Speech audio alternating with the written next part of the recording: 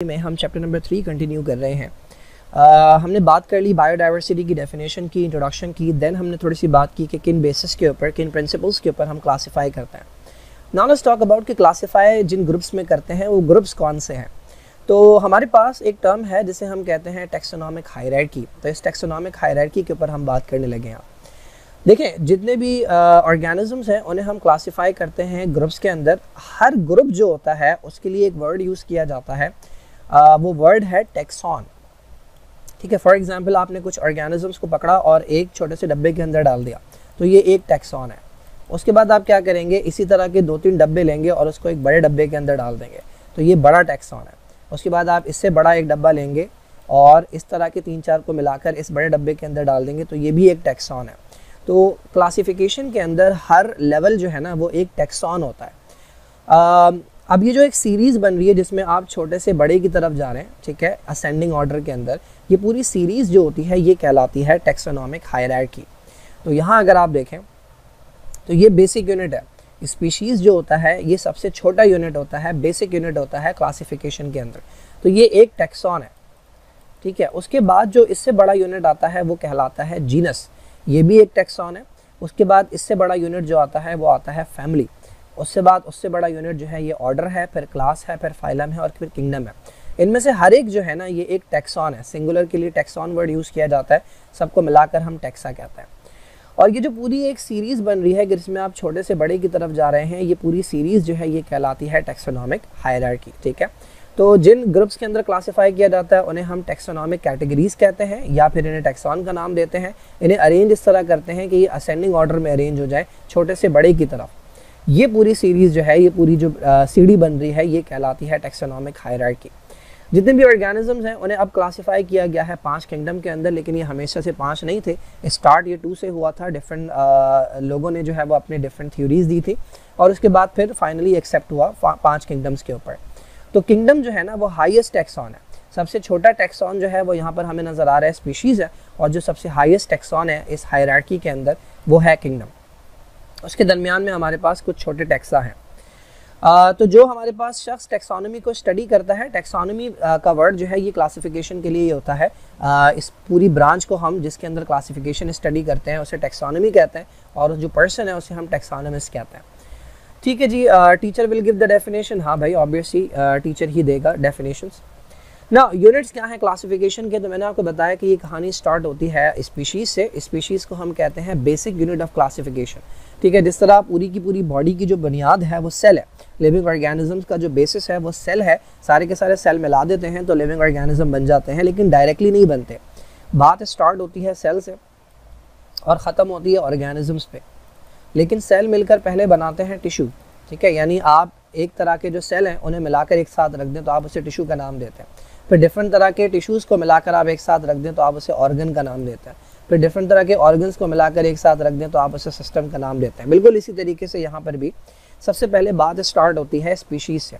अब स्पीशीज़ किसे कहते हैं, तो स्पीशीज़ एक ऐसा ग्रुप होता है ऑर्गेनिज्म का कि जिनके फंडामेंटल कैरेक्टर्स जो हैं वो सिमिलर होते हैं।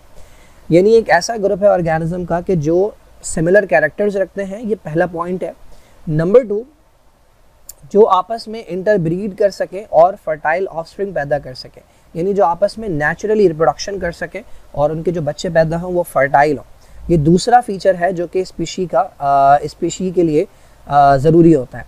यानी अगर आप किसी भी ऑर्गेनिज्म को मिलाकर एक ग्रुप के अंदर रखना चाह रहे हैं और उस ग्रुप को आप एक स्पीशी का नाम दे रहे हैं, तो पहली शर्त ये होनी चाहिए कि उनके सिमिलर कैरेक्टर्स होने चाहिए। ज़्यादातर कैरेक्टर्स जो हैं वो उनके सिमिलर होने चाहिए। सेकंड जो होना चाहिए वो ये है कि वो आपस में, उसमें जो मेल और फीमेल है वो आपस में इंटरब्रीड कर सकें और फर्टाइल ऑफस्प्रिंग पैदा कर सकें। फॉर एग्जांपल, जितने भी इंसान हैं वो सारे के सारे एक स्पीशी हैं। क्यों? क्योंकि चाहे यहाँ का इंसान हो, चाहे अमेरिका का इंसान हो, चाहे कनाडा का इंसान हो, हमारे जो फीचर्स हैं वो सिमिलर हैं, हमारे जो कैरेक्टर्स हैं वो सिमिलर हैं। मेल और फीमेल में डिफरेंस होते हैं बट वो इतने ज़्यादा डिफरेंस नहीं है। ओवरऑल हमारे कैरेक्टर सिमिलर है। तो पहला पॉइंट आ गया। सेकंड पॉइंट ये है कि we can naturally interbreed and produce fertile offspring, ठीक है। हमारे जो बच्चे पैदा होते हैं, जब मेल और फीमेल प्रोड्यूस करते हैं तो बच्चे जो पैदा होते हैं वो फर्टाइल होते हैं, यानी वो आगे भी बच्चे पैदा कर सकते हैं। तो ये 2 शर्तें हो गई। तीसरा, हमारे नंबर ऑफ क्रोमोसोम्स एक जैसे हैं। ये शर्त हर जगह पे लागू नहीं होती, लेकिन कहीं ज़्यादातर जगहों पर ये लागू होती है। के नंबर ऑफ़ क्रोमोसोम्स अगर आप सेल में से निकाल के देखें तो मेल में और फीमेल में कहीं से भी इंसान उठाकर देख लें, उसमें 46 क्रोमोसोम्स जो हैं वो आपको मिलेंगे। तो इन कैरेक्टर्स की बेसिस के ऊपर, इन फीचर्स की बेसिस के ऊपर सारे के सारे इंसानों को मिलाकर आपने एक बॉक्स के अंदर डाल दिया, उसे आपने नाम दिया स्पीशी का। ठीक है, अब स्पीशी से जो बड़ा यूनिट होता है वो होता है जीनस। अब एक स्पीशी है इंसान, एक स्पीशी है बंदर, हमारे कुछ कैरेक्टर्स जो हैं वो आपस में मिलते जुलते हैं। तो सिमिलर स्पीशीज़ जो होती हैं, मिलती जुलती स्पीशीज़ जो होती है, उन्हें आप मिलाकर एक बड़े ग्रुप के अंदर डालते हैं, उस बड़े ग्रुप को आप नाम देते हैं जीनस का। ठीक है, जीनस या जनरा। उससे बड़ा जो होता है मिलते जुलते जीनस जो होते हैं, अब एक जीनस हो गया जिसके अंदर इंसान और बंदर आ गए, एक और जीनस हो गया जिसके अंदर कोई और सिमिलर स्पीशीज़ आ गए, तो इन दोनों जीनस को मिलाकर आप एक बड़े यूनिट के अंदर डालेंगे और उसको आप नाम देते हैं फैमिली का। सिमिलरली फैमिली जाती है ऑर्डर के अंदर, ऑर्डर जाता है क्लास के अंदर, क्लास जाता है फाइलम के अंदर और फाइलम जाता है किंगडम के अंदर। इसको मैं एक्सप्लेन इस तरह से करता हूँ कि आप इस लेवल के ऊपर जो मौजूद हैं वो हैं 9th क्लास के अंदर, ठीक है, और आप हैं बायोलॉजी के स्टूडेंट। तो जितने भी स्टूडेंट हैं जो कि 9th क्लास में हैं और बायोलॉजी के स्टूडेंट हैं, उनको मैं मिलाकर एक स्पीशी कह देता हूँ। ठीक है, आप सब के सब पाकिस्तान में कितने भी स्टूडेंट हैं 9th क्लास की बायोलॉजी जो पढ़ते हैं, बायोलॉजी के जो स्टूडेंट हैं, वो सारे के सारे एक स्पीशी हैं। सिमिलरली 9th क्लास के जो कंप्यूटर वाले स्टूडेंट हैं पूरे पाकिस्तान के, वो तमाम के तमाम एक स्पीशी, क्योंकि आपके फीचर्स सिमिलर हैं, आपकी प्रॉब्लम सिमिलर है बायोलॉजी वाली और इनकी प्रॉब्लम सिमिलर है कंप्यूटर वाली। अब आप दोनों के अंदर कुछ ना कुछ सिमिलैरिटी है, वो सिमिलैरिटी क्या है, आप दोनों की क्लास सेम है। ठीक है, 9th क्लास। ठीक है, तो इस बेसिस के ऊपर मैंने आपको मिलाकर एक बड़े ग्रुप में डाल दिया, उसको मैंने नाम दिया जीनस का। ठीक है, तो 9th क्लास सेम होने की बेसिस के ऊपर तो ये आप स्पीशी थे और आपको मैंने डाल दिया एक बड़े ग्रुप के अंदर जिसे मैंने कहा जीनस। ठीक है, अब 10th क्लास के अंदर तो सब्जेक्ट सेम होते हैं, तो 10th क्लास को छोड़ दें। फर्स्ट ईयर के अंदर अगर हम देखें तो फर्स्ट ईयर के अंदर भी बायो होती है और फर्स्ट ईयर के अंदर भी मैथ होती है।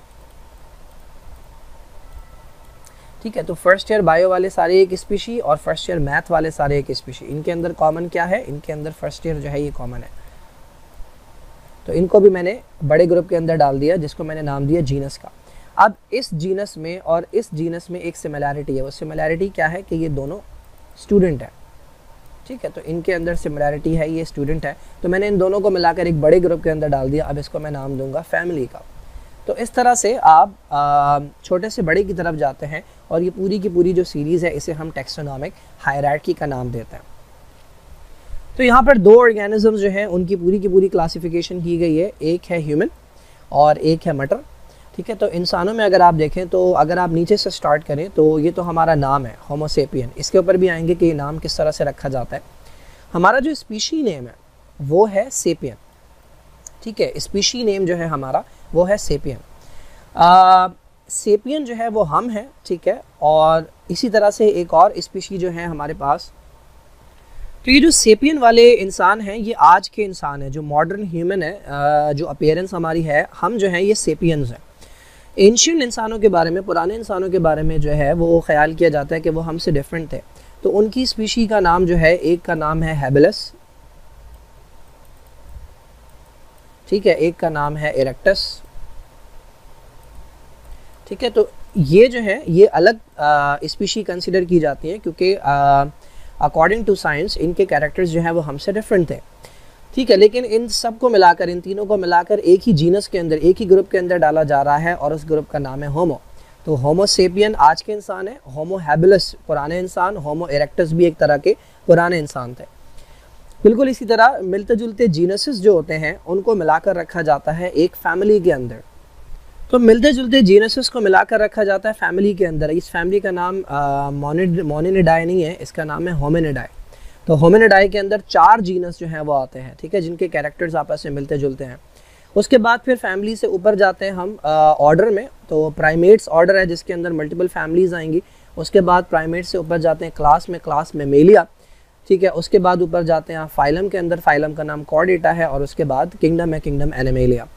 तो ये पूरी की पूरी क्लासिफिकेशन है, ठीक है। आप नीचे से ऊपर की तरफ जा रहे हैं तो ये टैक्सोनॉमिक हायरार्की कहलाती है, और हर लेवल जो है इसके अंदर, ये लेवल या ये लेवल या ये लेवल, तो हर इंडिविजुअल लेवल जो है वो टैक्सॉन कहलाता है।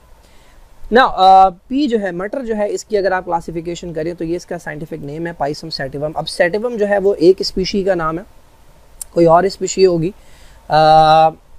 जैसे एक और स्पीशी है फलवम, उसका नाम है फलवम, ठीक है। तो ये फलवम और सेटिवम इन दोनों को मिलाकर आपने एक जीनस के अंदर रख दिया जिसको आपने नाम दिया पाइसम का, ठीक है। इसकी तरह के और जो मेंबर्स थे उन्हें आपने मिलाकर रखा एक बड़ी फैमिली के अंदर जिसका नाम है फैमिली फेबेसी।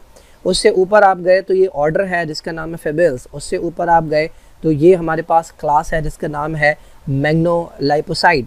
उससे ऊपर आप गए तो इसके ये हमारे पास फाइलम है जिसका नाम है मैग्नोलियोफाइटा। और उसके बाद किंगडम आ जाता है जिसको आप कहते हैं प्लांटे, ठीक है। यहाँ पर आप ट्रैकियोफाइट्स भी डिवीजन का नाम होता है ट्रैकियोफाइट्स, बट खैर तो ये किंगडम प्लांट है। तो ये पूरी की पूरी क्लासिफिकेशन है जो कि पी प्लांट की है। So this is how you classify any organisms into all those taxa. Now AIIMS क्या थे क्लासिफिकेशन के? तो हमने बात की थी कि क्लासिफिकेशन की स्टडी जो है वो टेक्सोनॉमी कहलाती है। एम्स ये थे कि भाई डिटरमिन करें सिमिलैरिटीज़ और डिसिमिलैरिटीज़, यानी आप जब ऑर्गेनिजम्स को एक साथ रखते हैं तो वाज़े हो जाती है कि कौन से ऑर्गेनिज्म जो है वो सिमिलर है, कौन से ऑर्गेनिज्म डिसिमिलर है, ताकि उन्हें आसानी से स्टडी किया जा सके। एंड एवोल्यूशनरी रिलेशनशिप, जब आप ऑर्गेनिजम्स को लाइन से लगाते हैं, ग्रुप्स में बांटते हैं, तो आपको ये भी अंदाज़ा हो जाता है कि अगर एवोल्यूशन हुआ है तो वो किस तरीके से हुआ है, कौन से ऑर्गेनिजम्स के सिंपल कैरेक्टर्स हैं, फिर किस तरह से आगे एडवांस कैरेक्टर्स जो हैं वो हमें देखने को मिले। तो एम्स ऑफ क्लासिफिकेशन के अंदर दो आते हैं, नंबर 1 स्टडी आसान हो जाए, नंबर 2 एवोल्यूशनरी रिलेशनशिप जो है वो वाजे हो जाए, ठीक है। बाकी आपकी एक्टिविटी है use internet research out 3 different species belong to same genus. कोई एक जीनस ढूंढ के बताएं जिसके अंदर 3 डिफरेंट स्पीशीज़ जो है वो आती हैं।